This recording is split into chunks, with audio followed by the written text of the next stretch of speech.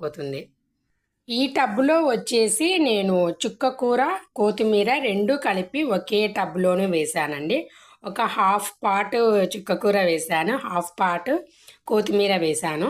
కొత్తిమీర మనము వేసుకునేటప్పుడు కూడా మనము సీడ్స్ వేసిన తర్వాత వాటర్ అనేది ఎక్కువగా ఇవ్వకుండా ఇలా హ్యాండ్ అడ్డం పెట్టి మనము ఇట్లా చల్లినట్టుగా ఇచ్చాము అంటే చాలా హెల్తీగా కంప్లీట్‌గా ప్రతి సీడ్ జెర్మినేట్ అయ్యి మనకి గ్రో అవుతుందండి. ఇది మెయిన్ టిప్ అండి కొత్తిమీరకి మాత్రం.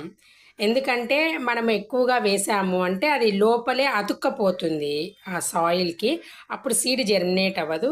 హ్యాండ్ ఇలా అడ్డం పెట్టి మనము చల్లినట్టుగా వేసాము అంటే ఆకుకూరలకి మనము మంచిగా గ్రో చేసుకోవచ్చు. ఈ టిప్పు ఫాలో అయ్యాము అంటే.